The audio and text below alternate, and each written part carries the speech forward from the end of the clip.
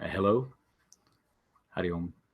I hope you're here to learn how to improve your health naturally through detoxification and decongestion. So this is a very detailed talk. So I would recommend that you get a piece of paper and pen and take some notes. And at first, I just want to say that my intention is just to help people to improve their health, because there's two main forms, we could say, of improving our health, and that is through improving our digestion and our nutrition and our absorption of nutrients and nurturing ourselves, which is very important. And then secondly, to cleanse and detoxify ourselves. Every cell in our body, every tissue, every system in our body needs to be cleansed. And all cells are already consuming and metabolizing and then extracting waste that is unnecessary from the metabolic process. So every cell is elimination, and it's not just our main eliminating organs, our colon, our liver, our respiratory system, and our skin and our sweat glands, and our urinary system that are involved in elimination and removing toxins, but every cell in our body. And so first we're going to talk about not just how to detoxify. This subject is, or this talk, I should say, is going to cover far more than just how. So be ready. It's going to talk about how to, whether, first of all, do you need to detoxify? This is really the first important question that we must answer. And of course, then we're going to talk about what detoxify, what system or organs in your body need to be cleansed. So I'll go through a list up to 10, and then you can choose the ones that relate to you that need to be decongested or detoxified, as we're saying here, or cleansed, or helping to get rid of its eliminating waste so it can work better, and whatever system or tissue or organ we're concerned about. So first, let's talk about do you need to detoxify? Because that's really the main question that you must have at this point. And it's just important to understand that not every person is at the right time to go through any type of detoxification or cleansing process. So we could say that there's two categories of those who are strong enough and in the right position to detoxify, and those that are not. So those that are not are, let's say, in the category that are depleted. So if you're depleted, you're weak, you're underweight, you don't have much body fat, maybe you've had adrenal fatigue, you've just come over an infection or sickness and you're recovering from it, you're pregnant, you're nursing. So these would be all times in which the type of detoxification would not be suitable. And in fact, spring is the best time. Warm weather is more suitable than cold weather, but it depends on your health condition. For therapeutic purposes, you may have to detoxify during winter or colder months, or even in times in your life when you're not at the best of health. But then you must be more careful in treating somebody, cleansing somebody's colon, liver, blood, skin, lymph, if they're in this category of being weak or emancipated or underweight, or very, very elderly, or very young for that matter. So these would be categories that may not be suitable for the type of detoxification that we're talking about here. It could go under some type of more gentle and slower herbal detoxification program, but that's not what we're covering today. And then there's a third category, the first being the category that needs it now, and second, the depleted category. And there's also a third category we would say is inflamed. If there's inflammation, bleeding, diarrhea, pain, well, not to say that this detoxification isn't necessary or cleansing isn't necessary, but you're kind of in the middle. It depends on the case, it depends on the situation, but in no matter what, with this type of, so if you had diarrhea and you want to cleanse the colon and the GI tract, then it has to be done carefully, has to be done in a different way than we're going to talk about today during this webinar.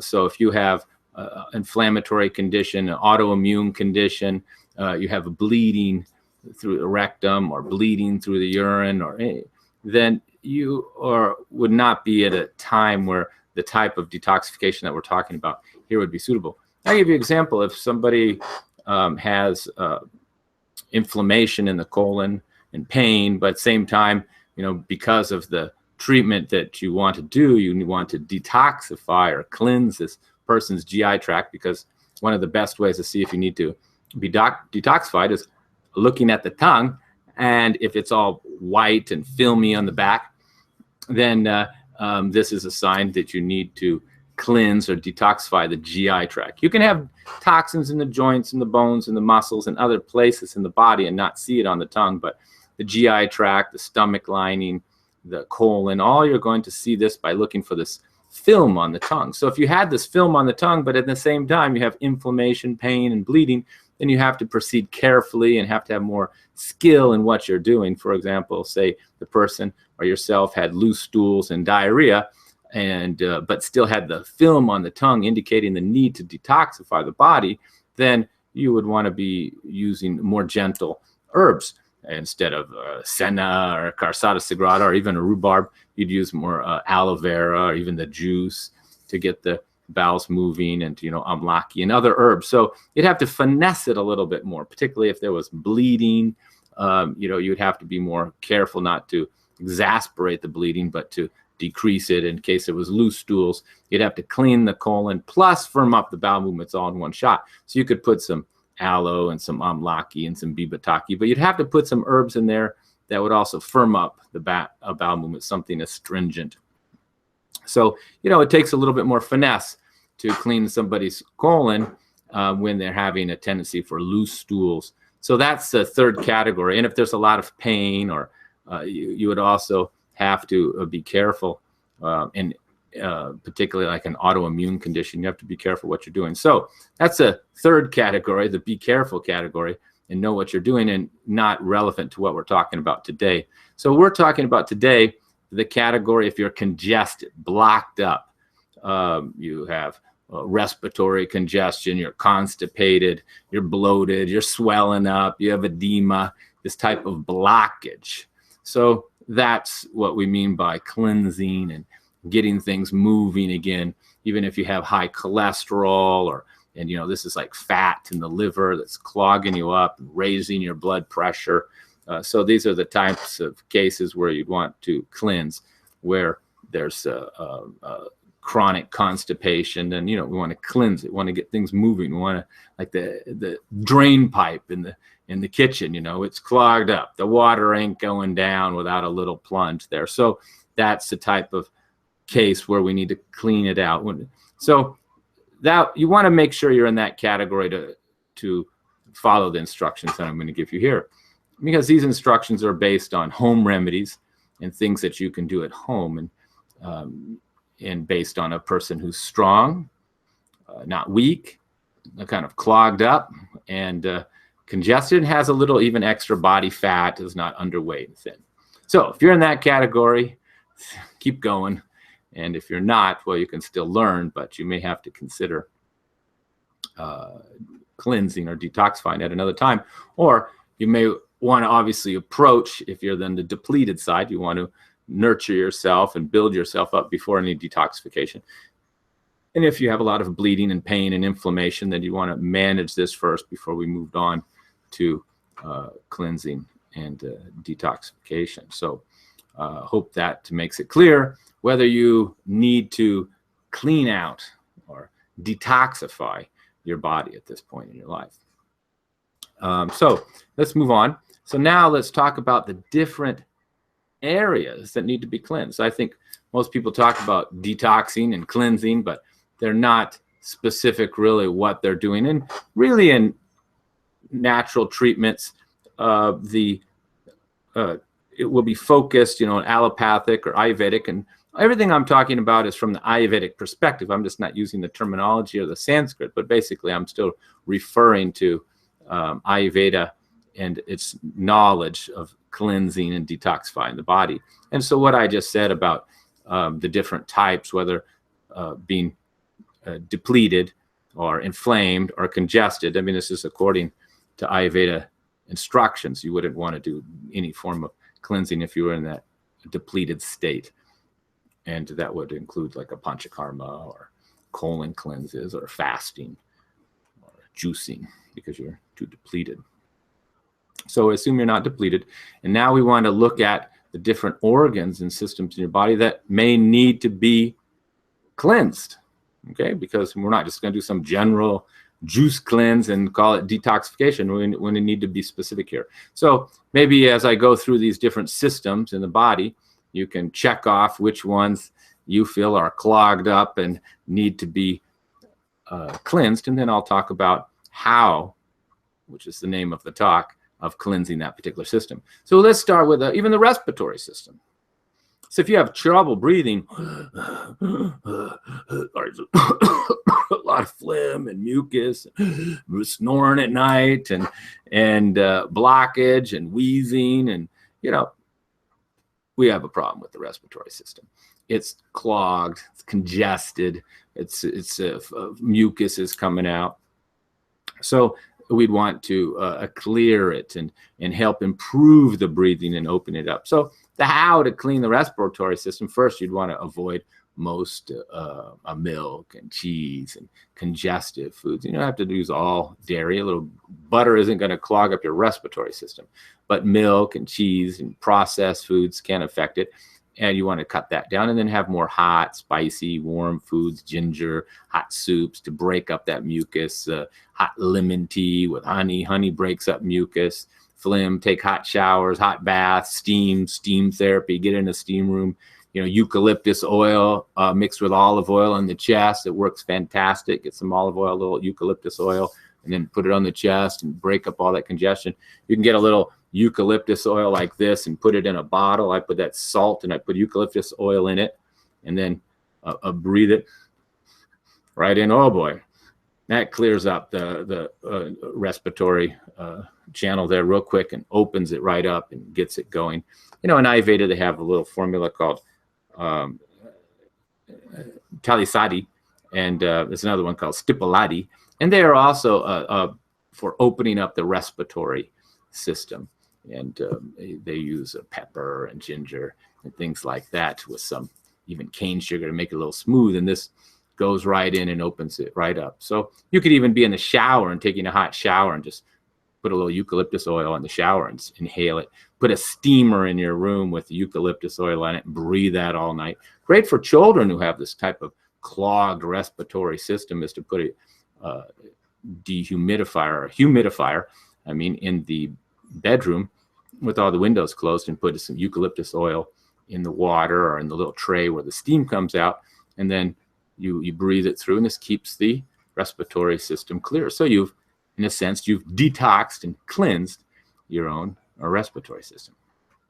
So you may have to do a few types of cleanses. And of course, when you can't breathe good and breathe deep, it's hard to run, hard to be active, and you become short of air and you become short of oxygen and you become weak. So, a clogged respiratory system does really affect your health.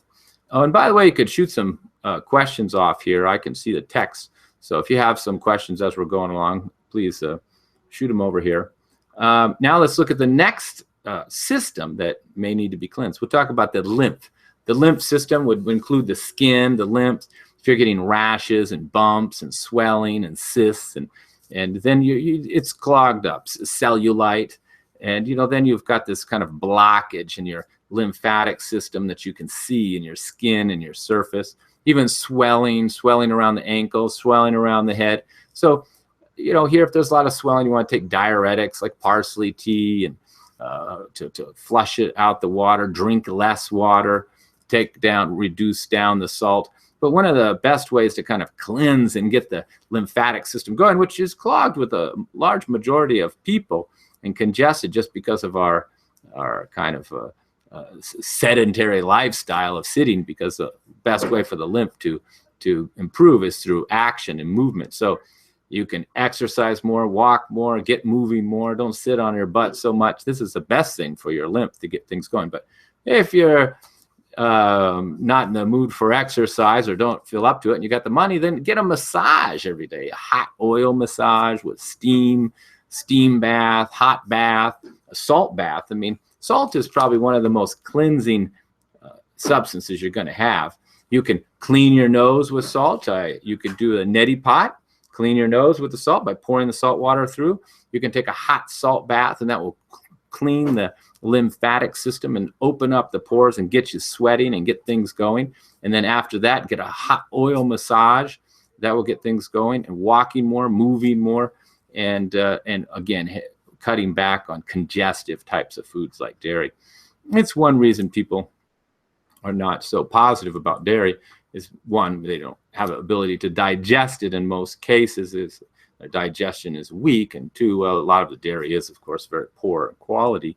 But another reason why people have an aversion to it is because they're already congested. They already have respiratory congestion. So instead of removing the congestion, they just stop the dairy.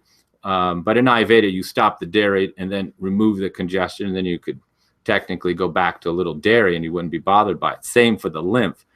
So if you're really clogged up in your lymphatic system, having cheese tends to make it for worse. So people avoid the cheese, but avoiding the cheese really doesn't get rid of the congestion very quickly, maybe over time with the exercise and the massage. But you really need something to get it, break that up, and it's a massage and activity that really needs to do it for the lymphatic system. And that will improve your blood, improve your skin. But the next area we need to look at, whether we need to detox or cleanse, is our liver and blood and spleen system, all the blood in our body. So if you have high cholesterol, well, you have high fat in your blood, and so you have probably higher fat content in your liver. So we could say you need to cleanse the blood from this excess fat. So all types of toxins and pathogens can be in our liver and circulating around our bloodstream and affect our skin. It can create inflammatory conditions and congestive conditions. So, cleansing out the liver is very beneficial. Taking any dark leafy greens is always good for the liver, but chlorophyll, a little bit, like a half a teaspoon a day, hot water with lemon, early in the morning, and many teas you can take to cleanse the liver. I mean, really cleansing the liver is really easiest with herbs like dandelion root and burdock root for the blood, and milk thistle to stimulate the liver. And this tea is just rounded off with a few other herbs like coriander, fennel, and ginger. But basically, it's dandelion, milk thistle, and burdock. And you drink that all day for a week, and you're going to really help the performance of your liver and help improve its performance and help it work better. And when it works better, it will help to remove these pathogens better from your blood and also even reduce cholesterol.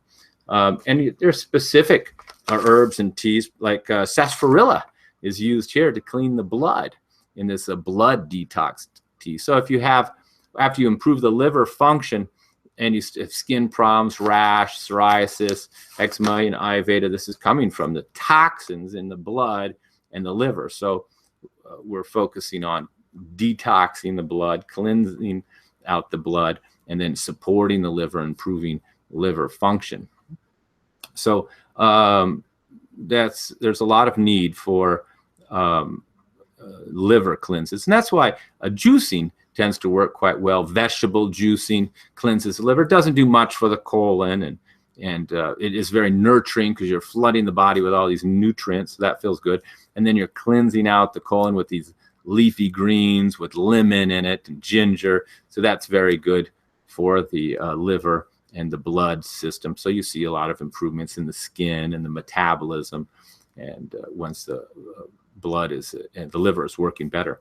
So also you can also have toxins in your fat tissue, even though it's not a system. I mean, if you have rubbery, hard fat that you're just not getting off, and it all feels rubbery around your arms, and hard fat just not coming off. This is like toxins. Often heavy metals get lodged in these fat cells, and they're very hard to get off, and the body kind of stores these heavy metal toxins in the fat tissue, and they're difficult to get off. That's why I did infrared saunas and sweating and sweat therapy to get it out. You get in a sweat box where you first get the oil massage, and then get in a sweat box, and you then sweat out these toxins through the skin. Of course, that's why infrared saunas are used for heavy metal detoxification, to get it out of the fat cells. So in a sense, you're detoxing your fat cells. So that's another area in itself. But then also the bones. You could have toxins in your bone if you have arthritis and joint pain, and they're hurting and they're inflamed, and it's like rheumatoid arthritis. And this is in Ayurveda, this is type of toxins in your bones. So we want to not just give you analgesic herbs to reduce down the pain or the swelling, which is important, but we want to get into these joints and actually clean out these joints and remove the toxins from the joint. So really the best here is these different herbs in Ayurveda. We got the gugulus, the Kaishara gugulu, the Yogaraj gugulu, Triphala gugulu, and these are known to do deep cleansing. So when we talk about deep cleansing, it's cleansing into the bones and the nerves, the deeper tissue. So even the nervous system can become toxic, where there's neurological problems, damage to the nervous system. And these are quite serious. And they're generally dealt with certain types of herbal treatments as well. It's hard to do as a home remedy. But the main area that we're probably thinking about cleansing is our colon. But it's not just the colon that needs to be cleansed. Sometimes even the stomach can get too much mucus and too much phlegm, and the appetite's very low, and there's a lot of mucus in the stomach. So this needs to be cleaned. In Ayurveda, we do a type of therapeutic throwing up, and by taking certain herbs or drinking a lot of salt water really fast and then inducing vomiting. And then this will clean out the mucus from the stomach and our upper respiratory system. It's very effective. It sounds different, and it's a very underused therapy, but it's very ancient therapy, and it works very well, this type of therapeutic throwing up. I would do it under guidance, and it's easier to do with proper preparation, of course, and understanding of how to do it properly. But that's a way to clean the upper respiratory system and the stomach lining from too much mucus and congestion. And then even the small GI tract can be cleansed. And usually this is done through a kind of an herbal cleanse or a flush, but you could take castor oil. That's right, castor oil. If you take castor oil, like a couple tablespoons at night, some ginger tea, next morning you'll run to the toilet and you'll go have multiple bowel movements, quite loose. And now you've flushed your entire GI tract from the whole small intestines, the colon, everything, just flushed it out. And this is a type of cleanse of the whole GI tract, more than just the colon. So that's a very effective home remedy for cleansing the GI tract quickly is castor oil. And ongoing use, you could take 1 teaspoon a night for some time. And castor oil also helps with deep cleansing into the joints. So it's used for arthritis as well. So if you want to clean out the joints for your arthritic pain, 1 teaspoon of castor oil and ginger tea every evening will not only get the bowels moving, but will help clean out the joints, which we spoke about earlier. So now let's focus on the colon, because this is the main area. Of course, we notice that we need to detox or cleanse.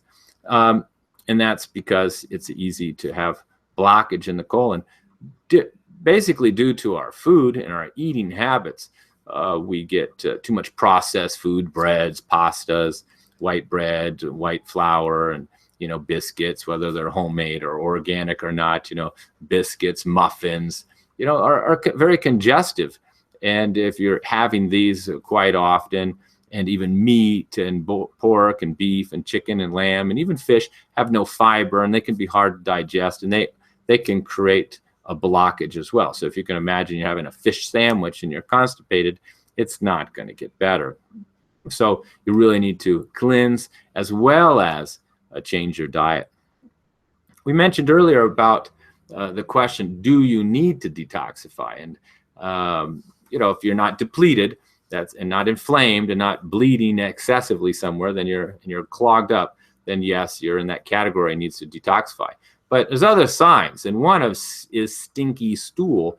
You know, if you go to the toilet and you got to open up the window and air the whole place out and burn a couple incense, it's not a good sign. It means, you know, you have type of fermentation, rotting, you know, toxicity in there. And also looking at the stools, if they're dark or black, then this is also a sign. If they're sinking to the bottom of the toilet, not good. So if they're sinking and sticky and stinky, then not a good sign, not a good sign. It's a time to clean the colon out. And you may have put it off for 10, 20 years. So it only gets worse. And if all of these types of blockages and congestions in the system, you don't deal with it for 10 or 20 years, which many people don't. I mean, there's people in their 60s and 70s I meet all the time who haven't really dealt with these blockages and congestions and toxic accumulation their whole life. So it's quite a bit of work to begin to start to clean out these system, whether it's the respiratory or the joints, or it's the colon or small intestines, or particularly the deep tissue like the joints. It takes a lot to cleanse and detoxify and decongest when you haven't done any maintenance for 20 years. So you really want to be doing some maintenance on your car. Don't wait till the problem. And the same with yourself. I mean, you want to change the oil filter on your car and change the air filter and the fuel filter. And, you know, every once in a while to keep the fuel clean, the oil clean, the water clean. Otherwise, they're just going to get congested and clogged up and give problems to your engine and your performance. And that's often what happens to us. That's why we all get such great results from cleansing, because most everybody needs it to some degree. But what I find is that we're not very specific in what we're cleaning.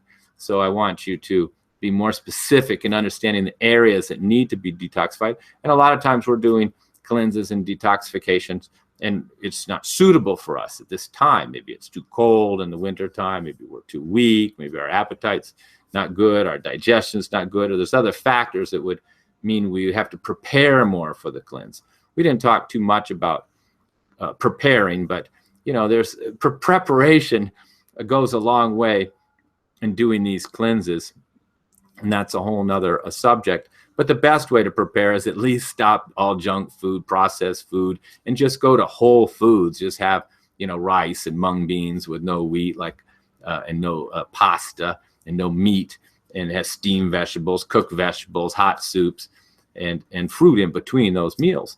If you're not that hungry for breakfast, just have fruit, for example, and then you could have a lunch with the rice and mung beans or some type of black bean and some steamed vegetables, and then dinner just maybe a soup.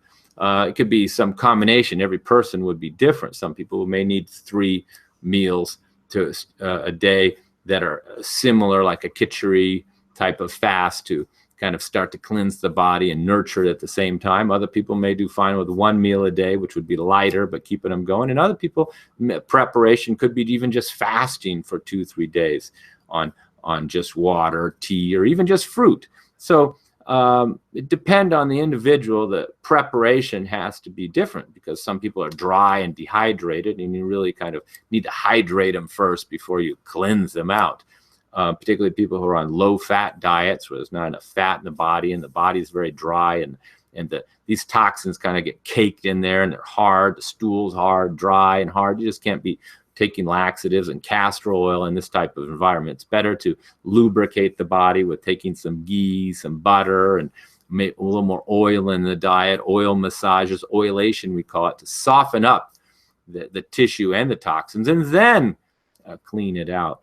So preparation is another subject you want to do correctly, and then focus on the area that you need to focus on. So again, you want to look for the signs that show you need to detoxify, and for the colon, it's stinky and congested and constipated. Now, cleaning out the colon, probably the easiest way is just enema.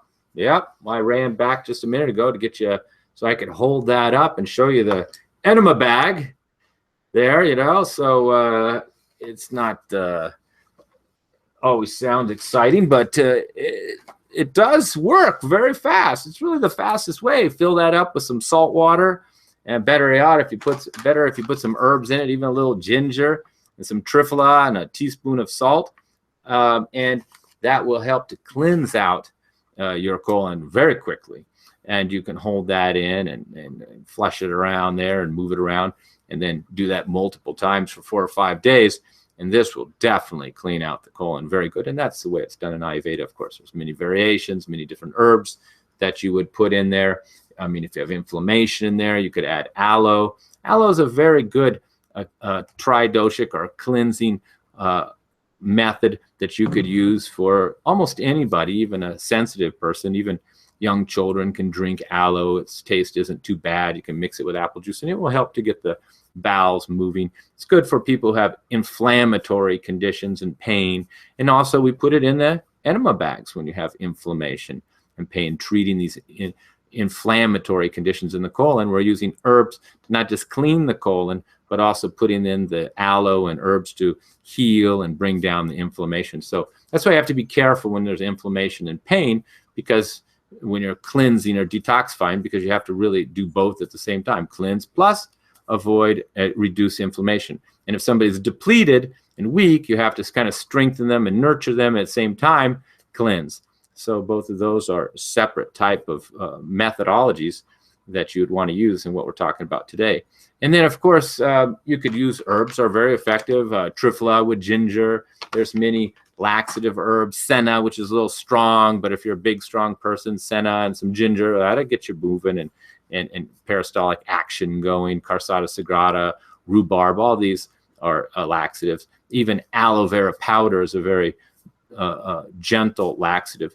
And if you get a nice gentle laxative, also is aloe vera juice whole. This says whole on it, and you got to need the whole leaf for the laxative effect. If you have loose stools and you want to just deal with the inflammation, then you'd want to only take the inner leaf, not the whole leaf. So you wouldn't have the laxative effect when you took the aloe vera.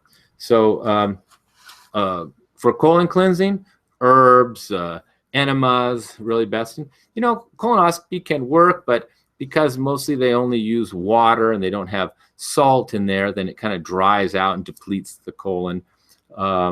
Because it helps to have some salt in there. This helps break up the fecal matter and helps the body absorb the water so the colon doesn't remain dry. And then putting in some herbs like triphala or even ginger also help to cleanse and break it up. And in Ayurveda, we also put honey and oil in these enemas too to line and coat and protect the inside of the colon. And the problem with colonoscopy, even though it's can be quite beneficial, is that you don't have these options of adding oil or aloe vera or salt or herbs to the actual treatment. So it's quite limiting on who it's suitable for. So cleaning out the colon really should be probably your first step in detoxifying the body. Then you could move on to the lymph and the blood and the liver and the respiratory system, and then later the deep tissue like the bones or the nervous system. And the fat can take some time to detoxify. And then, of course, there's the urinary tract. Again, same with the stool. If you want to know if you need to cleanse your urinary tract, then if your urine is smelly or if it's staining your undergarments and marking things up and it's stinky when you urinate, well, it's a sign we need to cleanse out the bladder, kidney pathway. And, you know, there's herbs that help do this, you know, a parsley, horsetail, erva ursi.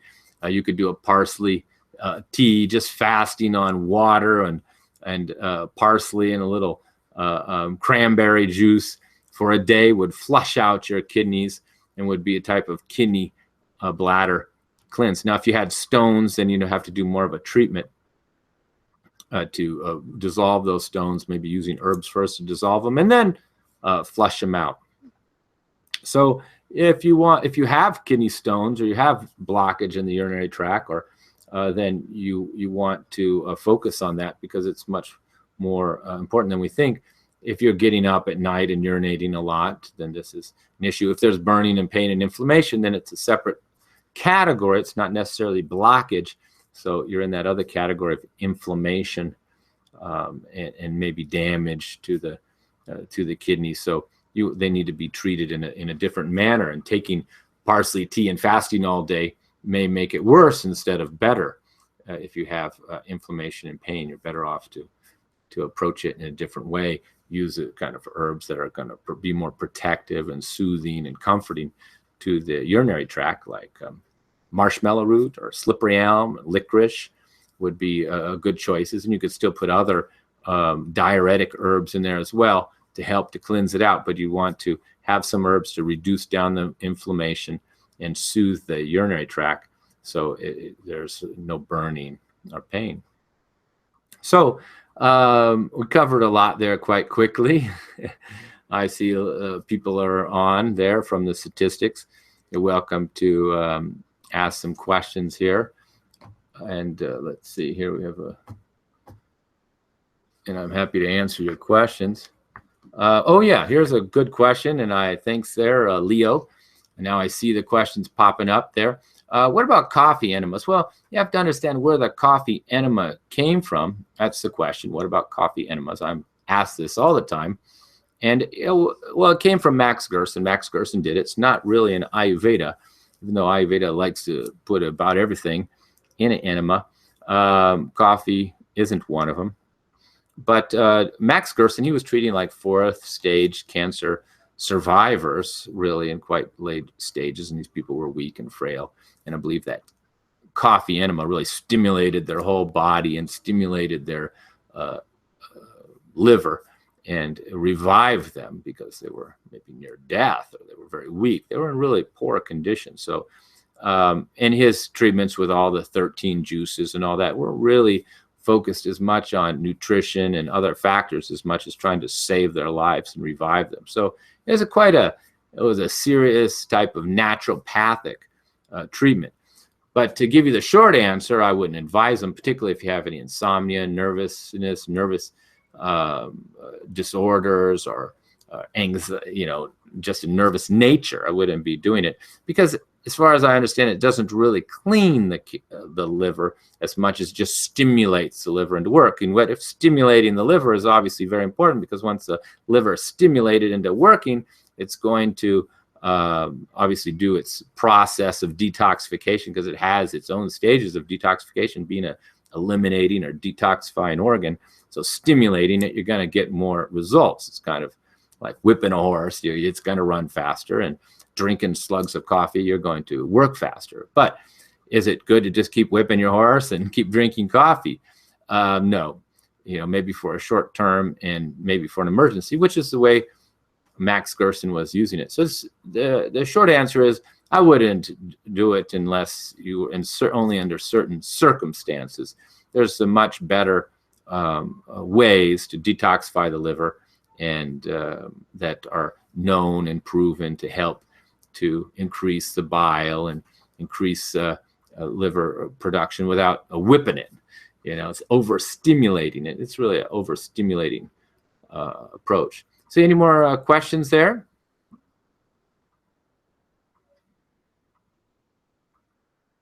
Oh, somebody's asking if it's a good time to detox now. Well, it depends really where you are. If you're in a nice warm weather in the southern hemisphere, it would probably be a fine time.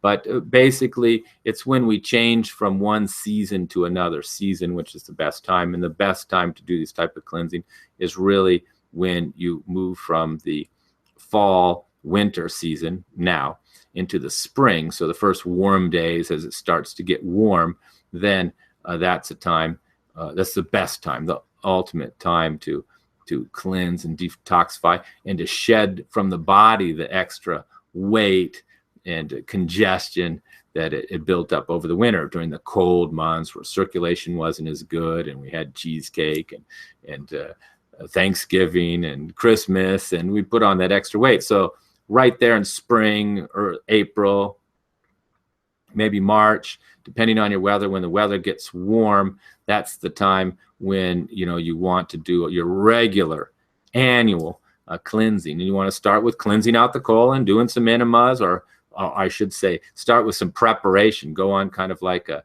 khichdi or simple diet of just rice and mung beans and steamed vegetables and some fruit in between for even up to a week to kind of prep for this cleansing. And then do the cleansing, clean out the colon using enemas. You could maybe take some herbs. And also adding fiber to the diet. Good. This is a little mix here of ground flax, psyllium husk, and some herbs like a triphala. You have to be careful with psyllium. It can be too drying. So if the person is too dry, then psyllium will dry out the skin and dry out the tissue and even constipate you. But if you have a little loose stools and you're having bowel movements quite easily, then adding psyllium, this type of husk will firm up the bowel movements, or any type of fiber. Otherwise, use ground flax. Ground flax works better because it's got a little oil to it and it's not as dry. And you can take the ground flax during the day in water 2 or 3 times, and then at night you take the laxative herb to cleanse it out. So that's the main method of cleansing. I see somebody's asking about how to cleanse the colon, and that's the easiest way is make up a fiber like psyllium husk or ground flax, maybe better for most people. Take 1 or 2 teaspoons throughout the day, and then at night take the laxative herb, and then in the morning do the enema. So you got the laxative herb kind of getting your everything moving and having bowel movements in the morning. Then you're going in with the enema with some salt and some triphala and maybe a little oil, and cleaning it out a little further. Then you're eating during the day and taking extra fiber to bulking up the stools. Then at night, you're taking the kind of laxative cleaning formula. Of course, in Ayurveda, we have many combinations. This is one here, cold and cleansing. It's for like dry, hard stools where we put a lot of licorice in it to make it soothing and help it be more moist. And then we have ones where there's inflammation, where it's really our big blockage. And there's different types of formulas and herbs can be used to get the bowels moving, and different quantity too. I mean, some people may only have to take a half teaspoon, while other people need to take a teaspoon. So that's a basic cleansing method. If we were just to break it down to how can I do a quick and dirty cleanse and clean out my colon, that would be it. Do that preparation, kind of simple diet, almost fasting, as little food as you can for a week. Then start taking fiber and colon herbs at night, and do enemas in the morning. Do that for a week, and you've really cleaned yourself out. And if at the same time you can have some type of liver tea with dandelion and milk thistle, or throw in a little bit of chlorophyll to help out the liver. Do some juicing also to help out the liver, leafy greens with lemon and lime to help support the liver. And you do that for about 7-10 days, depending on your constitution and your strength. Then you can do a quite good cleanse. So I hope that helps you to cleanse and detoxify your body better, because this is a very, very important way of maintaining your health for long term.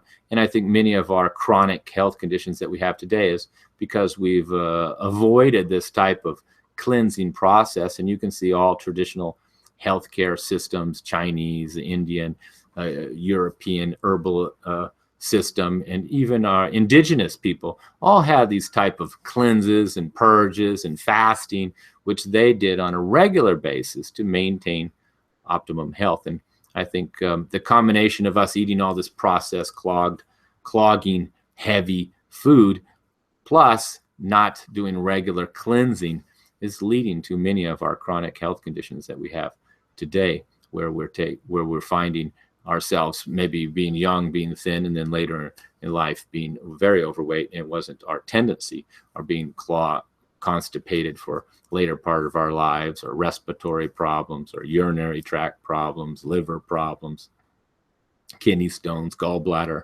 issues. We didn't even talk about cleaning out the gallbladder. But I have videos on that. And I really have videos on most of these cleanses that are done on individual organs. So I recommend that you watch those and get more specific about understanding yourself, because no one cleanse is good for everybody. We're all quite different. And because of our uniqueness, the cleanse has to be different. I can't tell you how to cleanse because I don't know you.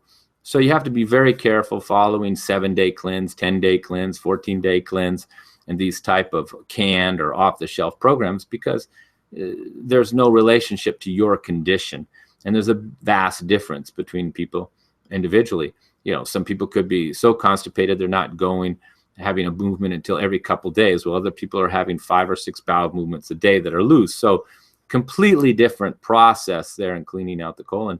Somebody may have fatty liver and cholesterol, while other person may have, you know, type of a virus or a history of hepatitis in the liver. It's a vastly different approach. So one person could have swelling and blockage in the lymphatic system, while the other person has inflammation and pain, and boils and blisters and rashes on the skin. It's a completely different condition. So the treatment has to be completely different. So I do encourage you to be cautious about just taking packaged products and packaged cleanses without having a good knowledge of your own condition, and to be sure that it's compatible with you and compatible with your condition.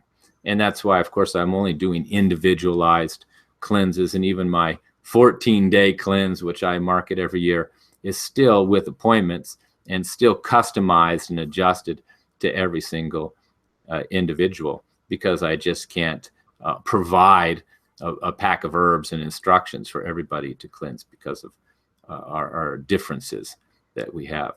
So I hope that helped you to better understand this subject, and feel free to contact me if you need professional help in identifying the aspects of your systems and tissues in your body that need to be cleansed and detoxified, and help doing it. Once again, thank you very much, and I wish you the best, and thank you for joining my webinar, and don't hesitate to contact me if you have further questions.